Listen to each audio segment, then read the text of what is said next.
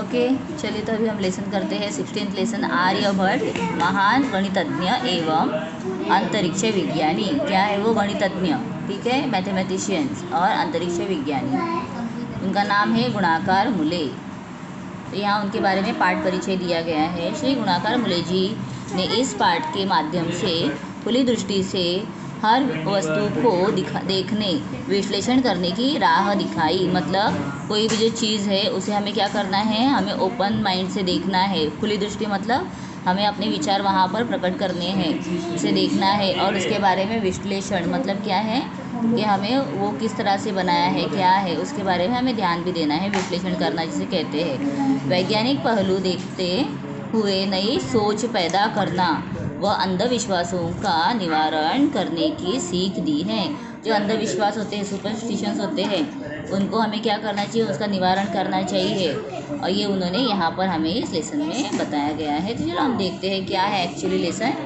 तो आप भी रीड कीजिए, मैं भी रीड कर रही हूँ। लगभग 1500 साल पहले की बात है। कितने साल पहले की बात है? 1500 साल। उस ज़माने में आज के पटना शहर को पाटलिपुत्र कहते थे। पटना को क्या कहते थे? पाटलिपुत्र।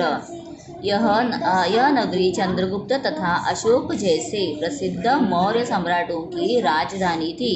राजधानी मतलब जैसे कैपिटल रहता है, जैसे अपने इंडिया का कैपिटल है दिल्ली, तो वैसे ही जो मौर्य सम्राट थे उनकी राजधानी क्या थी? पाटलिपुत्र। मतलब मेन उनका सिटी। गंगा, सोन और गंडक नदियों के संगम पर इस नगर की नींव पड़ी थी। नींव मतलब जो उसका मेन बेस होता है, जब स्टार्ट होता है, वो कहाँ से है? तो ये गंगा और सोन गंडक के नदियों के संगम पर, जहाँ पे तीनों नदियाँ मिलती है, उसे हम कहते हैं संगम। इसी नगर की बात है। उस दिन सवेरे से ही सारे नगर में बड़ी चहल पहल थी। सूर्य ग्रहण जो लगने वाला था, सूर्य ग्रहण मतलब जिसे हम अभी इक्लिप्स कहते हैं ना, सोलार इक्लिप्स, तो उसे हम सूर्य ग्रहण कहते हैं। तो सूर्य ग्रहण लगने वाला था। और पता है आप लोगों को, अभी तो हम इतना मानते नहीं हैं, लेकिन उस ज़माने में ऐसे था कि सूर्य ग्रहण अगर लगने वाला है तो उसके पहले उठकर लोग नहाते थे, और फिर सूर्य ग्रहण होने के बाद, समाप्त होने के बाद फिर से नहाते थे। तब तक वो अन्न पानी कुछ भी ग्रहण नहीं करते थे। तो ऐसे पहले सब चलता था। लेकिन आज के ज़माने में थोड़ा सब कुछ बदल गया है, अभी मॉडर्नाइजेशन चालू है, तो इसलिए ओके कंटिन्यू। तो सभी इस मौके पर क्या हो गया, हमारे गांव में अभी मानते हैं। अभी बाद में मुझे एक्सप्लेन करना, मैं लेसन एक्सप्लेन कर रही हूँ। तू क्या पढ़ रहा है? पर संगम में डुबकी, सॉरी यहाँ से स्टार्ट करते हैं।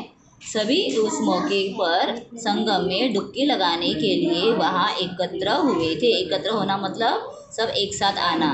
ब्राह्मणों और पुरोहितों की मौज थी। तो ब्राह्मण जो है वो, पुरोहित मतलब जो मंदिर में पूजा करने वाले जो भट जी रहते हैं, वो उनकी मौज थी। कथावाचक कथा सुना रहे थे कि कैसे राहु नामक राक्षस सूर्य देवता को निगल जाता है और तब ग्रहण लगता है। तो पहले ऐसी मान्यता थी कि जब ग्रहण लगता है दैट मीन्स क्या हो रहा है, जब वहाँ पर ना सूर्य दिखाई नहीं देता है। तो अभी तो हमें पता है कि सूर्य दिखाई देता नहीं है, मतलब उसके बीच में क्या आ जाता है, चंद्र आ गया है और सूर्य हाइड हो गया है, क्योंकि अभी हमने पूरा साइंस पढ़ा हुआ है। लेकिन तब लोगों को ये सब पता नहीं था, तो वो समझते थे कि राहु नामक जो राक्षस हैं, राहु और केतु जैसे हम बोलते हैं, तो उसमें से राहु जो है वो सूर्य को क्या करता है, निगल लेता है और तब ग्रहण लगता है। ऐसे लोगों की मान्यता थी। लेकिन वहाँ एक तरुण विद्यार्थी भी था। वह यह मानने के लिए तैयार ही नहीं था कि किसी राहु के कारण ग्रहण लगता है। वह साधारण विद्यार्थी नहीं था, वह करीब 20 साल का तरुण पंडित था। तो वो कोई ऐसा छोटा वाला बच्चा नहीं था, वो एक तरुण था, मतलब एक यंग था, यूथ था, 20 साल का। उसके विचार क्रांतिकारी थे। वह आँख मूंद कर शास्त्रों की पुरानी दकियानुसी बातें मतलब जो भी ऐसे बकवास करते हैं ना, वो बातें मानने को तैयार नहीं था। इसीलिए जब तब अपने सही विचार सुना देता, और उसे जब पसंद नहीं आता तो वो ना सोचता नहीं था कि यहाँ पर पुरोहित है या पंडित है तो मैं कैसे बताऊँ। वो उसके मन में जो आता था वो तुरंत ही बता देता था। देन पुराणपंथी लोग उसके तर्कों से तिलमिला जाते थे। और पुराणपंथी जो लोग हैं मतलब जो शास्त्रों को मानने वाले, उनको क्या होता था, तो उसकी बातें ना जब पसंद नहीं आती थी उसके, वो तिलमिला जाना मतलब वो गुस्सा करते थे उस पर। नेक्स्ट, आज सूर्य ग्रहण का दिन था। वह बड़े यकीन के साथ अपने साथ के विद्यार्थियों को समझा रहा था। पृथ्वी की छाया जब चंद्र पर पड़ती है तो चंद्र ग्रहण होता है। पृथ्वी की छाया मतलब पृथ्वी का शैडो जब आता है वो, तब चंद्र ग्रहण होता है। और इसी प्रकार चांद जब पृथ्वी और सूर्य के बीच आता है और सूर्य को ढक लेता है, तब सूर्य ग्रहण होता है। देखो, 1500 साल पहले उस बालक को, उस युवक को ये सब बातें पता थी। आज भी ऐसा ही होने वाला है।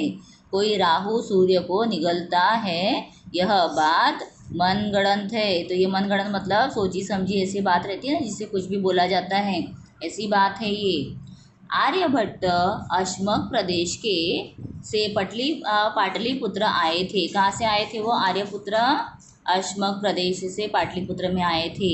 इसीलिए बाद में लोग उन्हें अश्मकाचार्य के नाम से जानने लगे। फिर उनका नाम क्या हुआ? अश्मकाचार्य जानने लगे। यहाँ आने का उनका असली उद्देश्य था अपने नए विचारों का प्रचार करके लोगों के अंधविश्वास को दूर करना। और लोगों का अंधविश्वास जो है उसे दूर करने के उद्देश्य से, मतलब पर्पस उनका क्या था कि लोगों में जो भी अंधविश्वास है उसे दूर किया जाए। आर्यभट्ट हमारे देश के पहले ज्योतिषी थे।